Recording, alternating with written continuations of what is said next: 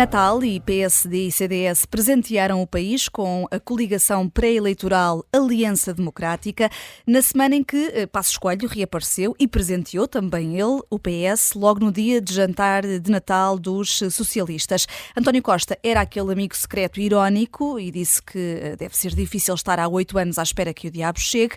Esperem, afinal, não há mistério nenhum, secretismo nenhum, amigo secreto nenhum. De repente parece que estamos em 2015.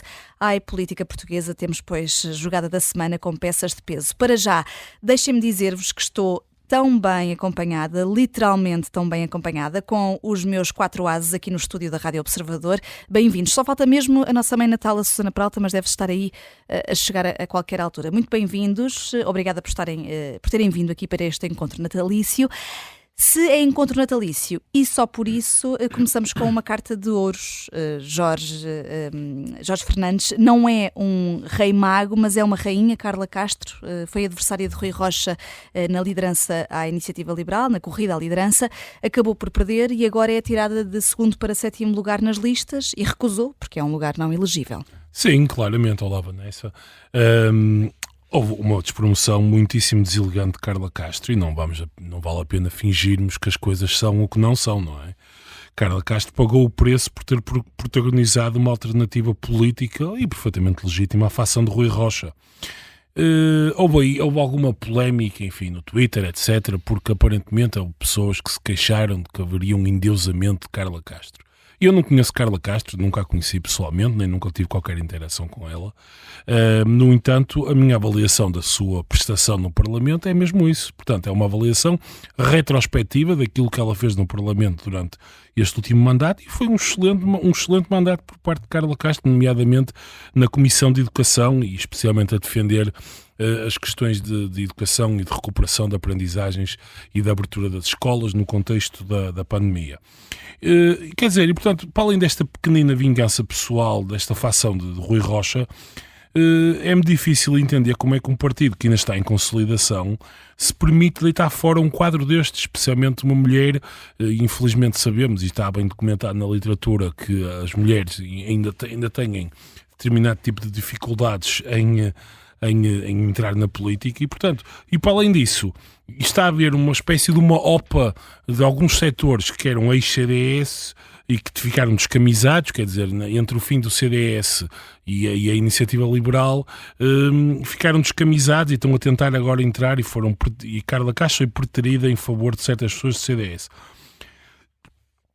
E, portanto, eu fecho isto só dizendo que Coutinho saiu da liderança porque percebeu a dada altura que o seu estilo solista, elitista e liberal, do qual eu gosto, de resto, seria um entrave ao crescimento político do partido. Agora, este tipo de purgas internas poderão ser também um entrave ao crescimento do partido e poderemos ter um problema sério, porque é difícil perceber como é que um partido que está nos 5, 6% pretende crescer promovendo quadros, em alguns casos, bastante medíocres e, portanto, enfim, é uma pena que a Iniciativa Liberal tenha enverdado por este caminho. Esteve quase para te interromper, mas o assunto era sério, para dar as boas-vindas aqui à Susana Peralta, que chegou de Mãe Natal. Quem nos estiver a ver no YouTube, estamos também com a transmissão vídeo hoje e, Susana, estás impecável. És a melhor Mãe Natal que poderíamos ter. Bom, certamente, quer dizer, não sei, eu acho que Joker, se tivesses feito um esforço, fazias muito melhor do que eu. Eu não sei se eu estou à altura das expectativas aqui do painel, porque de facto é difícil arranjar um vestido de Mãe Natal tão, vamos dizer, minimalista, como chegou a ser sugerido no nosso grupo WhatsApp, porque o Natal aqui neste hemisfério é frio e porque eu acho que também há uma tradição natalícia de roupas para pessoas anafadas e assim muito ligada ao Pai Natal e portanto não sei se estou à altura, mas olha, fiz o que pude. Está à altura, não está? Tenho aqui uma segunda peça. Só que lá está. Vais ter de vestir e vais ter que ir almoçar connosco com isso também. Sim, claramente. Restaurantes de Alvalade, restaurantes do bairro Alvalade, preparem-se que eu vou passar por aí a distribuir presentes. O Natal chega, portanto, 2 dias mais cedo aqui com a nossa Mãe Natal, a especial Susana Peralta. Vamos agora para algo completamente diferente e a próxima carta é de espadas por causa disto. Se isso é ser corrupto, aqueles que ajudaram, eu também quero ser corrupto e tenho tentado. Sou totalmente contra as cunhas, mas se cunhas que salvam crianças não fazem mal a ninguém. Dom José Ornelas, é a carta do Luís Aguiar Conraria. Luís, espadas porque mais valia estar calado? Sim, mais valia estar calado, mas espadas porque tenta passar como benévolo algo que não é benévolo. Esta ideia de que cunhas que salvam crianças não matam ninguém ou não fazem mal a ninguém é simplesmente falsa. É simplesmente falsa. O nosso serviço, o nosso Sistema Nacional de Saúde tem recursos escassos.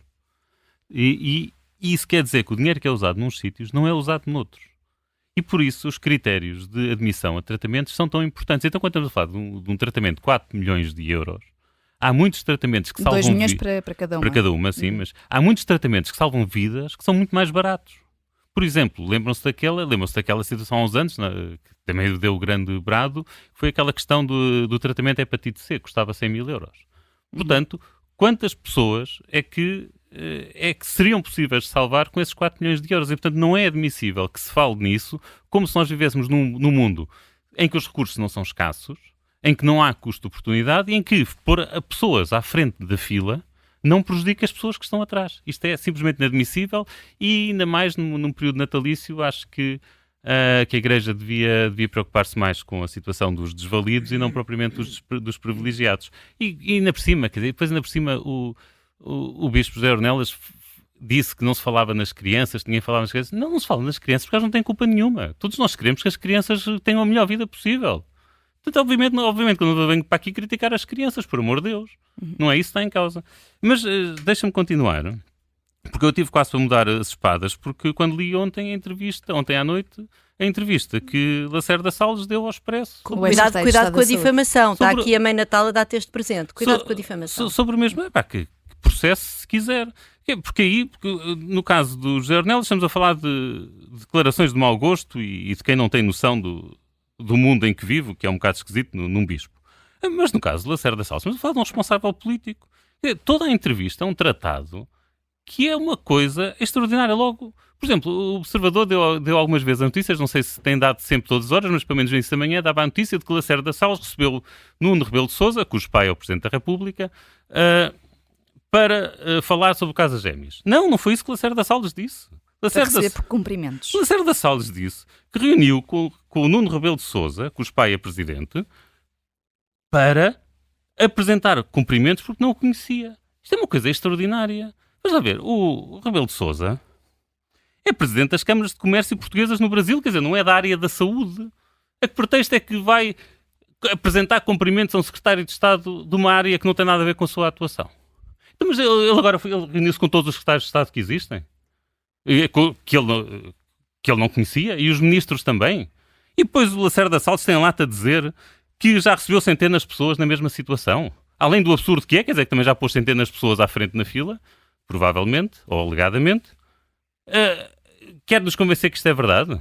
Qualquer pessoa com base no argumento de não conhecer o secretário de Estado tem o direito de marcar uma reunião com o secretário de Estado. Isto é uma coisa perfeitamente louca. E depois, finalmente, já se lembra da reunião que teve, já sabemos que realmente falou longamente sobre as gêmeas, ou pelo menos ouviu longamente sobre as gêmeas. Nem se deu, segundo palavras dele, nem se deu ao trabalho de perguntar a Nuno Rebelo de Sousa que interesse é que ele tinha no caso. Portanto, é o que Lacerda Salles disse explicitamente, não perguntou a Rebelo de Sousa porque é que estava tão interessado no caso. Portanto, se for uma cunha para um amigo, ele não quer saber. Estamos a falar mais uma vez de políticos que ativamente se esforçam para não saberem em que é que se estão a meter. E depois disto tudo, depois de nós sabermos que ele de facto recebeu o senhor, de sabermos que o nome de Lacerda Salles está explicitamente referido no processo clínico das miúdas, tem a lata de ameaçar com processos de crime as pessoas que venham falar do caso por difamação. Eu acho, quer dizer, é absolutamente incrível isto. Estamos a falar de políticos que, e muito bem, têm imunidade parlamentar. Ou seja, podem dizer o que quiserem, que eu não os posso processar pelas palermices que digam. Se me difamarem, eu não os posso processar por difamação. E muito bem, porque eu quero os meus deputados com liberdade para dizerem o que quiserem, sem estarem com medo de serem processados. Mas no mínimo haja reciprocidade, não andem depois a ameaçar as pessoas que andam a comentar estes casos e que pedem esclarecimentos com o processo em tribunal. Portanto, olha, vou mudar as minhas espadas do José Ornelas para Lacerda Salles. Lanças duas cartas para a mesa. E ainda por cima, eu tinha o senhor em ótima consideração, especialmente depois da Comissão de Inquérito da TAP, e neste momento acho.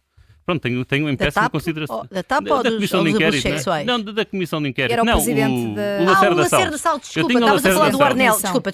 Tinha o Lacerda Salles em tão boa consideração. Tinha o Lacerda Salles em tão boa consideração, mas isto destrói qualquer imagem que eu tenha dele. Especialmente esta coisa de ameaçar as pessoas. Uma coisa é ele estar à defesa, porque sabe que algum problema pode vir. Outra coisa é passar ao ataque assim. E agora eu arrisco-me a ter aqui um processo em tribunal pelas coisas que disse. Está aqui a mãe Natal para te proteger disso, Luís, não tenhas problema.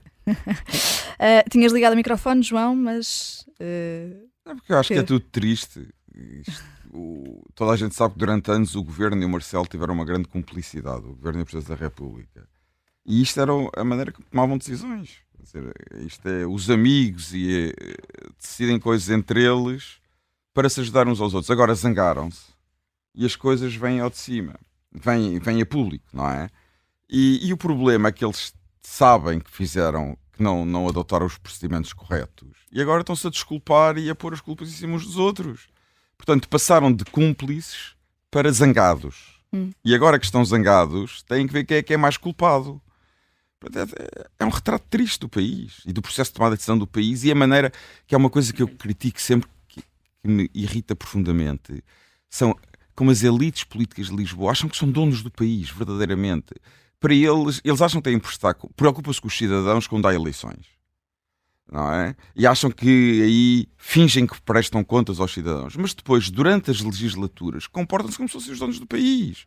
Conhecem-se todos bem uns aos outros, frequentam os mesmos sítios, estudaram nas mesmas universidades e, portanto, são os amigos que governam o país e acham que o país é uma espécie de uma cotada deles. É um país é uma muito... tristeza, é uma tristeza. E, portanto, a minha irritação está a aumentar à maneira que vou falando disto, porque isto irrita-me profundamente e, portanto, vou-me calar aqui em homenagem ao Natal, ou à Mãe Natal, em homenagem à Mãe Natal, vou-me calar aqui porque se continuo não sei o que é que posso dizer. É um país muito complexo, há coisas muito complexas. Não é complexo, não. É um país, e agora termino com a minha irritação final, moralmente e politicamente corrupto. E este caso nada tem de complexo, já toda a gente percebeu o que se passou. Acabou, toda a gente percebeu, todos nós percebemos quem meteu a cunha, toda a gente percebeu quem é que se mexeu para garantir que as crianças tivessem o tratamento. E toda a gente percebeu porque é que isso aconteceu. Mas há aqui um ponto complexo, que é o teu, Susana Peralta, trazes complexidade aqui para a nossa mesa de jogo. É a complexidade que leva a comissão que está a investigar os casos de assédio sexual no SES, o Centro de Estudos Sociais de Coimbra. Essa comissão adiou 2 meses a entrega do relatório. E Sim. É uma carta de paus. É uma carta de paus para a comissão que pede um adiamento de 2 meses, aparentemente já aceito pela direção do SES, para o seu relatório acerca dos acontecimentos, enfim, e do clima, do próprio clima de assédio e não só.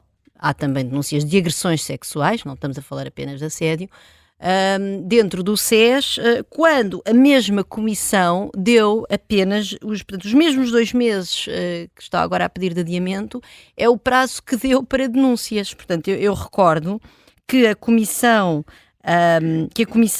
começou os seus trabalhos no dia 1 de agosto e que deu até ao dia 30 de setembro para receber denúncias. E de resto, tenho também aqui uma novidade e trago um presente para ti, Vanessa, porque neste momento já há um novo grafite nas paredes do SES. Não sei se entanto já foi apagado ou não, mas esta notícia é de outubro, portanto não é assim tão velha. E esse grafite diz assim: a sério que estou a processar quem fez as denúncias, enfim... digamos, referindo-se ao facto dos acusados terem ameaçado a processar as autoras do estudo, como é sabido. E depois continua o grafite, e aí vem a prenda para ti. E que deram um prazo ridículo para fazerem as denúncias de anos de esterco. Prazo esse ridículo, que no fundo se refere ao facto de ter havido apenas até 30 de setembro para se fazerem as denúncias. Já agora... Eu devo dizer que não são 2 meses quaisquer, são 2 meses que apanham um mês de verão e um mês de verão de férias académicas em que as pessoas, enfim, podem... Não estão necessárias, estas denúncias depois têm algum procedimento, enfim, algum o peso. grafite não falava, o doutor Boaventura Sousa Santos não tem pegada de carbono, tem pegada sexual. Não falavam da pegada sexual do doutor ainda não chegou a prenda, ainda não chegou a prenda para a Joker. Não percebi. Mas, portanto, claramente estamos a falar disso, não é? De 2 meses, dos quais um deles as pessoas estão de férias e podem não estar com paciência ou cabeça para pensar nisto e para a chatice, digamos, mesmo burocrática que este processo de denúncia poderá envolver. E depois diz assim, esqueçam estas paredes, limpem a pi dentro do SES. Eu, como hoje venho vestida de Mãe Natal, esse é o presente para mim. É o pi, não. Mas está lá escrito, podes ir ver a fotografia, depois mando. E pronto, e de facto parece que, digamos, um período tão curto de denúncias, nem que fosse por isso, já deviam ter tido tempo para trabalhar aquela porcaria e para porem cá fora. Atenção, nem que depois deixassem para mais tarde, por exemplo, um desenho institucional dentro do SES, conducente a um ambiente mais são. Quer dizer, estas coisas também se podem fazer por etapas, não é? Não temos agora que resolver todos os problemas do mundo e alegar complexidade. Esta complexidade protege as pessoas que são acusadas, não é? Tens aqui um veredicto em 10 segundos sobre isto, Luís. Sim, eu já me ofereci para nós sermos a comissão ser formada por nós e no nosso caso eu acho que já tínhamos o veredicto, sim. Elas são culpadas, não é? Portanto, elas são culpadas, vão para ali provocar os homens, usam mini-saias, têm ar de intelectual, publicam papers, vão a conferências, vão jantar a casa. Quer dizer, uma das acusações, a rapariga foi jantar à casa dele, o que é que estava à espera? Claro, obviamente. Não, que são culpadas, claramente. Eu tenho uma mini-saia, que não dá para ver, as pessoas estão a ver no YouTube, mas eu sou uma Mãe Natal de mini-saia e vou-me pôr a pau. Não vais jantar à casa do Boaventura Sousa Santos? Hoje não. Mas vai almoçar connosco. Atenção, ok? Se ela for assediada, não venha com tretas. Não. Estamos a aproximar-nos do final desta primeira parte. Tens 1 minuto e meio, mas prometo, João Marcos de Almeida, não te chateias, dar-te um presente de mais tempo logo no arranque da segunda parte, até porque está tudo ligado, umas copas para a coligação pré-eleitoral entre PSD e CDS, que foi anunciada aqui à porta do Natal. Copas por algumas razões. A primeira é emocional. Eu nasci para a política com a primeira AD e gosto muito que o nome seja AD. Nasci para a política com a primeira AD de Sá Carneiro e da Mar da Costa. Eu digo sempre a Mar da Costa porque depois Freitas do Amaral não foi fiel ao espírito da primeira AD. Essa é uma razão emocional. Uma pessoa como eu fico sempre contente. Agora, sei perfeitamente que o passado não ganha eleições e é um passado muito remoto. Não tenho qualquer dúvida sobre isso. Mas acho que é importante por 2 ou 3 razões para estas eleições. A primeira, porque a direita está muito fragmentada e, apesar de tudo, Montenegro e o CDS conseguiram dar um sinal que se pode fazer alguma unidade entre os partidos de direita. Quer dizer, é pouco, falta muito, mas acho que é um sinal importante e, sobretudo, é um sinal importante porque é uma crítica que o PS faz regularmente, mas a verdade é que o PSD conseguiu fazer uma coligação pré-eleitoral. Vamos ver se o PS faz alguma. Porque a esquerda está tão fragmentada como a direita. Também estão a criar o fantasma que a direita é que está fragmentada, como se a esquerda não estivesse. E duvido que Pedro Nuno Santos faça alguma coligação pré-eleitoral. Depois, por outro lado, em termos de aritmética eleitoral, eu acho que esta coligação, apesar do CDS neste momento ser um partido com poucos votos, pode ser decisiva, porque pode dar 3 ou 4 deputados extra que não dariam se eles fossem separados. Vamos elaborar sobre isso também na segunda parte. Teremos mesmo uma AD como nos velhos tempos? Fica uma pergunta para a jogada da semana, já a seguir.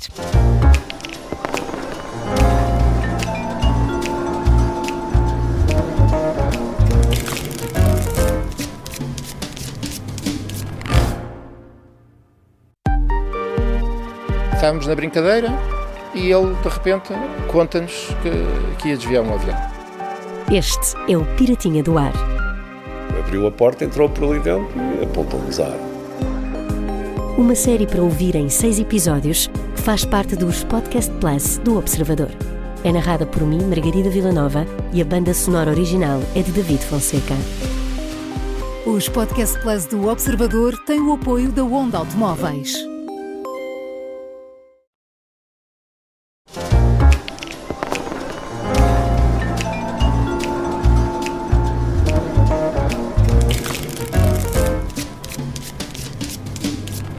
Troca de prendas na jogada da semana aqui no Fora do Baralho, não propriamente entre os 4 As e a Joker, mas entre os nossos políticos. A mais recente foi entre PSD e CDS, partido que saiu do Parlamento, mas a quem Luís Montenegro deu agora a mão. Ou Nuno Melo é que deu a mão a Montenegro, Jorge? Bem, é difícil dizer. Esta coligação para mim é um bocadinho um mistério. Se fosse uma coligação em que tivéssemos 3 partidos, digamos... Jorge, se vives com mistérios da cabeça, é um mistério.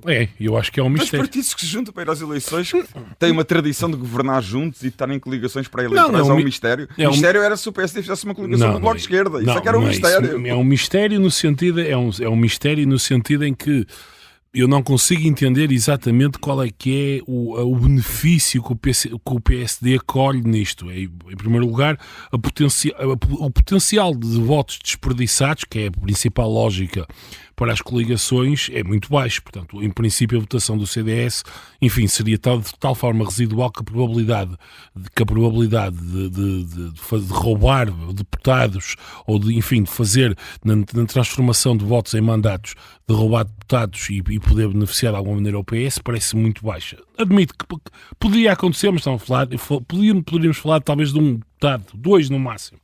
Isso é a primeira coisa. Em segundo lugar, o Luís Montenegro, claramente, ao fazer isto, tem que ceder, digamos assim, benefícios e tem que ceder benefícios ao CDS. A única coisa que eu acho que pode eventualmente ter algum interesse é se houver uma divisão de trabalho, digamos assim, dentro da coligação, em que Nuno Melo fica encarregado de lidar com o Chega e Montenegro pode, no fundo, tentar ignorar olimpicamente o Chega e aparecer como um estadista, centrista e que quer, de alguma maneira, ir buscar votos ao PS.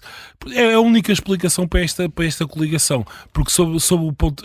A direita, tal como tu estavas a dizer e a recordar, a direita da AD e o contexto da direita da AD, o contexto político é de tal maneira diferente com o Chega e com a Iniciativa Liberal que esta coligação, para mim, vou ser muito sincero, acho que não prejudica o PSD nem a direita, mas também não tem muitos benefícios. Um trunfo, João Marcos de Almeida? Sim, trunfo, porque o Jorge olha para a política de uma pura lógica aritmética. E a política é muito mais do que aritmética. A política tem um lado emocional, tem um lado de mensagem política, tem um lado de dinâmica política. E é óbvio que o PSD... Tem um lado de cobardia de ir a votos. E não se eleger a ninguém. Tá, mas isso não interessa. Neste caso interessa bastante.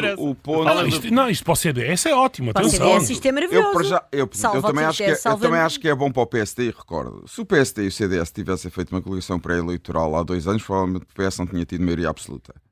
Estes pequenos fatores contam muito na política. Segundo lugar, eu acho que vai reforçar a tendência do voto útil na AD. Porque eu acho que vai haver eleitores que com o PSD sozinho votariam no Chega e Iniciativa Liberal e que agora poderão votar na AD porque também percebem que a mensagem de que a AD é a verdadeira alternativa ao PS reforçou-se com esta aliança. E, portanto, eu acho que há pessoas que poderão votar, que iriam votar na Iniciativa Liberal no Chega, que poderão votar na AD. Mas essa mensagem pode passar com um partido que já nem sequer está no Parlamento, mas haverá muitas pessoas arrependidas de terem deixado de votar CDS. Exatamente, poderá haver. Além disso, eu acho... Mas, de facto, tem algum material da qualidade do Chega. Eu não sei quem são as pessoas do CDS que vão estar nas listas do PSD. Mas há pessoas, nem sei quantos lugares é que o CDS vai ter nas listas, mas há pessoas de muita qualidade no CDS que eu prefiro vê-los em listas comuns do que pessoas do PSD que ninguém conhece. Ninguém tenha dúvidas sobre isso. E eu acho que há pessoas com qualidade no CDS que devem ser aproveitadas, estarem nas listas, mesmo que não estejam em lugares obviamente elegíveis, mas que lutem pela sua eleição, mas pelo menos participam da campanha. Agora, eu acho que esta coligação também exige 2 coisas. Primeira coisa, que o PSD, que a AD... e a Iniciativa Liberal nunca se ataquem durante a campanha. Portanto, que haja claramente uma mensagem para o eleitorado que eles estão disponíveis para trabalhar juntos no futuro governo, se ganharem as eleições, se houver uma maioria direita. E eu sei, e há quem saiba, que Montenegro e Rui Rocha falam com alguma frequência e, portanto, há uma convergência que pode passar durante a campanha eleitoral que eu acho que é importante. Em segundo lugar, eu acho que o PSD e Luís Montenegro nunca mais deviam falar do Chega daqui até às eleições. Nunca mais deviam. Se o Chega quiser atacar a AD ou o PSD, que ataque à vontade. Não deviam responder. Deviam ignorar olimpicamente, para usar a expressão do Jorge o Chega, e não deviam nunca falar do que o Chega, e concentrar-se no PS, em Pedro Nuno Santos. E Pedro Nuno Santos, eu ontem estava a pensar nisto, eu aplico a Pedro Nuno Santos os 3 Is. É incompetente, impreparado e irresponsável. E é isto que o PSD e a AD devem fazer daqui até dia 10 de março. É isso que devem fazer. Ignorar o Chega completamente. Nunca falar do Chega. E cada vez que alguém perguntar a Montenegro a ideia de acordos com o Chega, ele só se tem que dizer: eu já disse o que tinha a dizer, mas eu quero é saber se Pedro Nuno Santos vai fazer acordos com o PCP e com o Bloco de Esquerda. Isso é que eu quero também que os portugueses saibam. Porque a Pedro Nuno Santos ninguém pergunta isso. A questão dos acordos políticos pós-eleitorais. Mas também é preciso perguntar. Mas eu aí não concordo contigo. Eu sei que não concordo, mas é a minha opinião. Não, mas eu não concordo, mas não é sabemos, eu não concordo, não é pelo motivo de não ser importante saber. Não, eu não concordo porque simplesmente toda a gente sabe que ele está disponível para coligar. É portanto, mas eu quero ouvi-lo dizer. Mas ele já o disse. Então, ele deu entrevistas a dizer que o marcou positivamente a geringonça. A geringonça. Então ele foi. Não, eu acho que isso é quase como estar a insistir que o PSD está disponível para uma coligação com o CDS. Quer dizer, já toda a gente sabe que sim. Portanto, neste caso, mas não fazem pré-eleitoral. Neste caso até é pré-eleitoral. Não fazem pré-eleitoral. Agora, o meu ponto central, e aqui falando das direitas, que é o que interessa, é que o AD, não sei o lado do CDS, o Jorge pode ter alguma razão nisso, quer dizer, também não pensei muito sobre isso, mas o Montenegro e a liderança do PSD deve ignorar o Chega daqui até às eleições. E o Chega vai atacar o PSD para tirar votos e eles ignoram olimpicamente, porque eu estou convencido que o eleitorado de direita não vai ficar satisfeito com o Chega se o Chega passar a campanha a atacar o PSD e o PSD não responder. O PSD pode beneficiar com isso. Ou, neste caso, agora a AD. E vês aqui, Susana, uma cerca sanitária ao Chega? Não, claro que não. Não há cerca sanitária nenhuma ao Chega. Quer dizer, o CDS, para já, enfim, uma cerca sanitária ao Chega tinha que ter, sobretudo, o envolvimento do PS. E eu ainda hoje ouvi o Vitalino Canas, aqui no Observador, não sei se foi hoje. O explicador foi hoje, precisamente a chamar a atenção para esse aspecto. E há várias pessoas do PS que têm enfim, houve José Luís Carneiro, que perdeu, mas há várias pessoas, julgo que o próprio Francisco Assis também já deu indicações nesse sentido. Várias pessoas que inclusivamente estavam no campo do Pedro Nuno Santos. Portanto, a cerca sanitária, obviamente, ou envolve o PS ou não há cerca sanitária, isso parece-me evidente. Depois, mesmo à direita, uma cerca sanitária só com o PSD, e o CDS, tendo em conta a expressão verdadeiramente residual neste momento do CDS no espaço público, no espaço político, enfim, não tem representação parlamentar e teve uma percentagem de votos muitíssimo baixa nas últimas legislativas. Quer dizer, isto acho que tem este aspecto simbólico, eu percebo o aspecto simbólico, enfim, tenho simpatia por pessoas como o João que se ligam a esse aspecto simbólico e compreendo que isto para alguns eleitores de direita seja importante, não tenho nada contra isso e obviamente do ponto de vista do CDS é a tábua de salvação. Portanto, o CDS assim vai ganhar aqui uns anos de sobrevivência, não é? Porque provavelmente vai ter 1 ou 2 deputados no Parlamento, não sei, que será o suficiente, enfim, para existir e de facto tem pessoas de qualidade, não há nenhuma dúvida disso, independentemente, enfim, de eu não concordar. Está bem, mas quer dizer, mas a ver, o CDS estar condenado a uma existência semelhante à dos verdes, não é grande salvação. Não é grande salvação. O CDS perdeu as eleições e saiu do Parlamento. Que regressar sem ser pelo seu próprio pé e sim à boleia. Sim, tens razão. De ser Mas será melhor do que a morte? Ou seja, estamos a presumir que ele morria. Portanto, a questão é essa mesmo. O pressuposto é esse. Portanto, o pressuposto é esse, é que o CDS morria. Eu acho que dificilmente eles iam eleger nestas eleições. Está bem, mas então isto é mesmo. O PSD basicamente adquiriu o CDS. O CDS deixa ter existência autónoma, e passa a estar integrado nas listas completamente. Mas isso é morte do CDS. Dois pontos. Que está ligado à máquina. Está ligado à máquina, é suporte básico de vida. Dois pontos. Eu acho que isto choca-me, isto choca-me a falta de ambição dos líderes do CDS. Eu concordo já agora. Ao realismo. Para mim só me interessa. Mas então que se adiram ao PSD? A Cília Meireles. Vais-me dizer que a Cília Meireles não tem lugar num partido como o PSD ou como a Iniciativa Liberal? Tem. Luís. Vais-me dizer que muitos dirigentes do CDS não têm lugar no Chega? Tem. Luís, para mim só me interessa uma questão. Só me interessa uma questão. É saber se a AD reforça as possibilidades de ganhar as eleições ao PS, ficar à frente do PS, ou não. E, na minha opinião, reforça. Sim, mas, João, há a questão mecânica, aritmética dos votos. Não, mas mesmo a questão mecânica é discutível. Mas vamos ouvir o Jorge agora, do ponto de vista... Espera, mesmo do ponto de vista da mecânica é discutível, ok? Porque é possível que a coligação fique à frente do PS, e é possível que o PSD, enquanto grupo parlamentar, fique atrás do PS. É possível, sim. Ok? Sim, portanto, mas... imaginemos uma situação em que o PSD ganhava ao PS por um deputado. Com esta coligação pode perder por um deputado. Sim, é verdade, é verdade. Portanto, não é óbvio, mesmo a parte puramente mecânica e aritmética não é óbvio. Agora, E já agora, em 2015, o PSD foi por 3 deputados que ficou à frente do PS. Se o PS tivesse ficado à frente do PSD em 2015, não havia aqui discussão sobre sobre a falta de legitimidade de António Costa para ser Primeiro-Ministro. E eu posso só dizer só mais um aspecto que eu acho que quer dizer, essa questão do voto útil e disto de repente ser um grande aglutinador de votos à direita e tal... João, eu estou muito pouco convencida disso, para ser honesta. Jorge? Não, eu estou muito pouco convencido disto. Eu acho que há duas coisas que podem ter sentido aqui, que é, por um lado, Montenegro pode querer buscar e garantir que Montenegro, o PSD nos últimos anos teve uma certa erosão dos seus quadros, e acho que isto pode ser uma maneira airosa de ir buscar, por exemplo, pessoas como a Cecília Meirelles, por exemplo, que eu acho que poderia ser uma excelente deputada, e isto pode ser outros, não só a Cecília Meirelles. E há outros, mas quer dizer, mas é preciso ver também que o CDS hoje, digamos assim, este processo que estamos aqui a falar, o CDS já foi muito esvaziado, porque há muita gente que na prática ou formalmente saiu e já está muito mais em redor ou da Iniciativa Liberal, alguns do Chega e outros do PSD. Portanto, o CDS, tal como nós o conhecíamos, na prática já acabou. Por outro lado, quer dizer, isto pode ser também uma tentativa de jogada de longo prazo de Montenegro, porque pode haver aqui uma lógica em que o Chega vai ter, digamos, o pináculo do seu resultado eleitoral nesta eleição, e Montenegro poderá estar a tentar ressuscitar o CDS agora numa perspectiva micro, mas que daqui no outro ciclo eleitoral ou no outro, o CDS poderá voltar a tentar desempenhar o papel, digamos, de tentar encostar aquela velha máxima de Freitas do Amaral, nada à sua direita, não é? Portanto, poderá haver aqui uma lógica se pensarmos no longo prazo, enfim, mas eu estou certo que Montenegro não está a pensar nesse longo prazo. Agora, isto é uma questão puramente sentimental, não acho que... Puramente, não é? Não, mas quer dizer, mas também não vai prejudicar. Mas é sobretudo, não é? Mas é sobretudo, mas quer dizer, mas eu também não acho que vá prejudicar o PSD. Quer dizer, não, joga bem não com prejudica. a época em que estamos, pelo menos.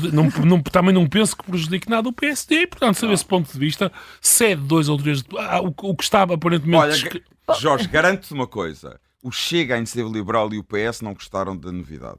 Isso podes ter a certeza. Não tenho nada a certeza. Não sei, tenho algumas dúvidas sobre isso. Desta pré-coligação ser anunciada já para as legislativas, mas também para as europeias. E para as autárquicas também, não? Para as autárquicas, exatamente. Pode ter aqui implicações depois nessas alianças com a Iniciativa Liberal, pós-eleições. O CDS deixou de existir. Nas autárquicas, o Luís vai dizer durante 20 vezes daqui até às eleições que o CDS deixou de existir. Ótimo. Mas agora estamos... Como és PSD, não te importa. Mas nas autárquicas já existia. Nas autárquicas era uma coligação que já existia em várias autarquias. É verdade. Nomeadamente nas mais importantes. Desde logo na de Lisboa. Desde logo em Lisboa. Mas a minha pergunta era, no sentido desta estratégia, mas no as sentido europeias, de ter depois algum tipo de alianças com a Iniciativa Liberal. Não fazia sentido nenhum que se coligassem para as legislativas de março e não fossem juntos às europeias em junho. Isso então é que... Quer dizer, politicamente não fazia sentido nenhum. Portanto, acho bem que vão juntos, e também nas autárquicas. Eu lembro que há uns tempos disse na Rádio Observador, talvez há mais de um ano, e também escrevi no Observador, que de certo modo achava que podia haver uma espécie de uma federação entre o PSD e o CDS, que concorriam sempre juntos a eleições, mas mantinham uma certa autonomia institucional, e dei o exemplo da CDU e da CSU, que embora seja diferente, porque há uma base regional muito forte na Alemanha que explica quando falaste CDU, pensei mesmo que estava a falar do PCP e dos Verdes. Mas é que me estava a dar razão a PCP e os Verdes, afinal não. O meu caso foi a Alemanha. O meu caso foi a Alemanha. É a verdadeira CDU. Não somos uma federação. A CDU que é verdadeiramente CDU, porque a outra é PCP. E, portanto, podemos estar a caminhar para isso, é verdade. Mas, quer dizer... Se reforçarem o peso eleitoral, se conseguirem ter mais votos, eu continuo a dizer, se Rui Rio tivesse feito esta coligação, mas Rui Rio nunca, eu acho que ele nunca soube o que é que estava a fazer à frente do PSD. Se Rui Rio tivesse feito essa coligação, possivelmente o PS não tinha. Mas na vida real não existem contrafactuais. E aliás, isso será interessante em março. Nós nunca saberemos o que é que teria acontecido se, portanto... Nunca. Enfim... Nunca. Mas os programas de comentário têm estas coisas. Uma pessoa comenta coisas que nunca sabia o que é que teriam acontecido. Estamos cá todas isto é as um programa semanas. de comentário, não é um exame de medicina. Não. Mas olhem que o fartote da política portuguesa esta semana teve também Passos Coelho, José Sócrates, no mesmo sítio, só não à mesma hora, mas em repeat nas rádios e nas televisões. Suficientemente graves para que o atual Primeiro-Ministro tenha sido o único Primeiro-Ministro que eu tenho memória que se tenha sentido na necessidade de apresentar a demissão por indecente e má figura. Os líderes partidários atuais reagiram e, no caso bicéfalo do PS, também o Primeiro-Ministro, que vamos ouvir aqui. O azedume não merece comentário. Eu respeito, eu percebo, deve ser muito cansativo estar há 8 anos a contar dia após dia, à espera que o diabo chegue, o diabo nunca mais chega, depois sai isto. Depois sai isto, Jorge, recuaste a 2015, o efeito Passos Coelho candidata-se aqui a suceder ao efeito Cavaco. Acho que Passos disse o óbvio lulante, quer dizer, o Passos... Vamos ver uma coisa. António Costa, a máquina do spin do PS pode dizer o que entender.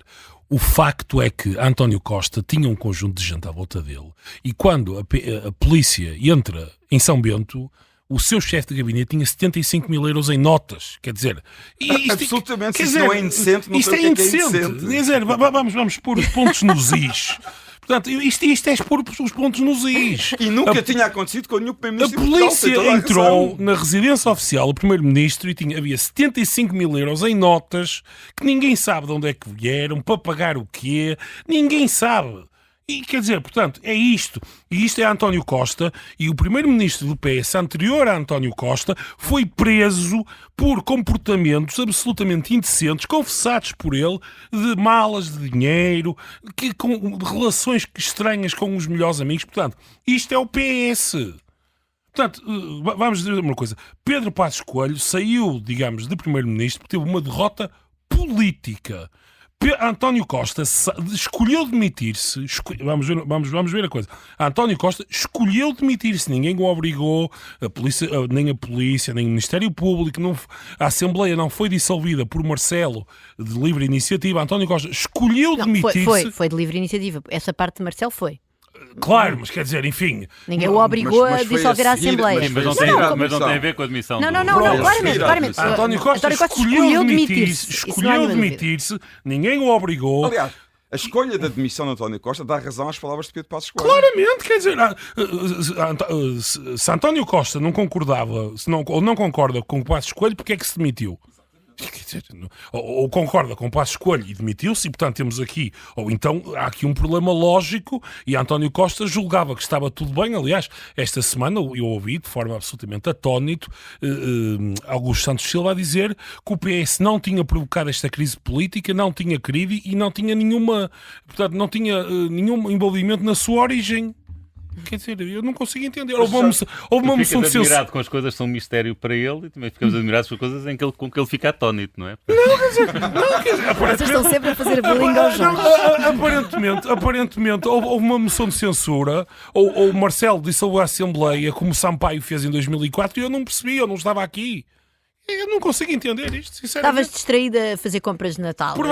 Eu sou mãe Natal, sei muitas coisas, provavelmente. sei perfeitamente o que vocês andaram a fazer de preparativos e sei que posso aqui afiançar que o Jorge andava muito ocupado porque é um homem de família. E por isso foi apanhado atónito. Claro, e então ficou atónito, exatamente. E ficaste também, João, já agora atónito com as declarações de Pedro Passos Coelho, naquela parte em que estavam a chover perguntas dos jornalistas e ele diz: ambos têm de ter uma consciência aguda do que aí vem. Não se percebeu bem se ele estava a referir-se ao PSD e ao Chega, ou se estava a referir-se ao PS e ao PSD, ou no limite também, porque as perguntas eram muitas, aos portugueses e aos políticos.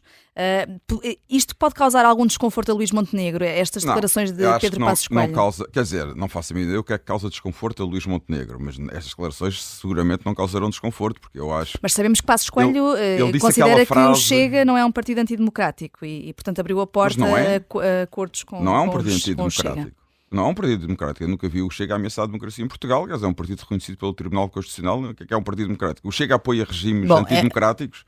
Sandra, deixa-me acabar. Eu sei que o PCP apoia regimes antidemocráticos. Esse apoiam. E nunca o disse que não apoiava. Agora, eu nunca vi o Chega a apoiar regimes não democráticos. Nunca. Se alguém tem declarações de dirigentes do Chega a apoiar regimes não democráticos e ditaduras, eu retrato-me. Mas nunca vi eles apoiarem regimes não democráticos. Portanto, mas há outras dimensões. Mas não é só isso que torna um partido racista. Mas até a prova em contrário. É um partido racista. Até prova não sei se é. Até a prova em contrário. Já houve condenação em tribunal. Acho que Passos Coelho tem razão quando diz que o Chega não é um partido antidemocrático. Além disso, quer dizer, pode ter uma representação. É muito complicado lidar com um partido, ou fazer um cordão sanitário a um partido que pode ser o terceiro mais votado e com o terceiro maior número de votos, porque isto é um cordão sanitário, é uma fatia importante do eleitorado português. E, como disse a Susana, e bem, eu aqui concordo, o cordão sanitário só pode funcionar se o PS participar nele. Mas o problema é que, com a geringonça de 2015, acabaram cordões sanitários na política portuguesa. Acabaram. Deixou de haver cordões sanitários. A decisão de António Costa ao fazer uma coligação parlamentar com o PCP e com o Bloco de Esquerda foi a seguinte: a partir daquele momento a política portuguesa dividiu-se em direita e esquerda. E deixou de haver cordões sanitários aos partidos mais radicais, quer da direita, quer da esquerda. Já que terminamos neste clima de acordo, pergunto-vos só, e não tenho de justificar porquê... Eu não concordo nada. Não, mas já não temos tempo agora. Não, está bem, mas não podes dizer que estamos de acordo. Mas estava de acordo com a Susana. Quero só perguntar-vos que carta do baralho é que ofereciam e a que protagonista político. Não precisam de justificar, que acho que vamos depreender porquê. Luís?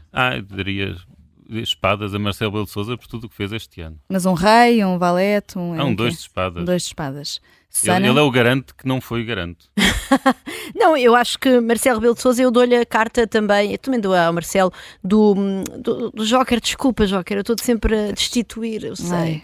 Mas o Joker no sentido do bobo, não é? Do bobo. Nós elegemos um bobo para a corte e a corte está transformada numa bobagem, como dizem os brasileiros. João? Um circo. Eu dou espadas bem negras a António Costa por se ter demitido por causa de uma indecência no seu gabinete. Mas quero saber que carta em concreto de espadas? O mais alto de espadas e o mais negro de espadas, não sei qual é. Jorge? É o rei. Pois, eu também vou ter que dar o rei de espadas a António Costa, porque infelizmente as suas ações provavelmente vão mergulhar um país num período de instabilidade, e ele teve uma maioria absoluta e desperdiçou-a completamente e não soube o que fazer com ela no meio do PRR e de imenso dinheiro, e desperdiçou completamente mais uma oportunidade do país. E aqui estamos mais uma vez com o Partido Socialista. A nossa Mãe Natal vai ter muito trabalho, vai ter de levar prendas a São Bento e a Belém. Nós estamos de volta para a semana. Podem ouvir sempre o Fora do Baralho em podcast, enquanto estão ali à lareira a ressacar dos doces. Até para a semana.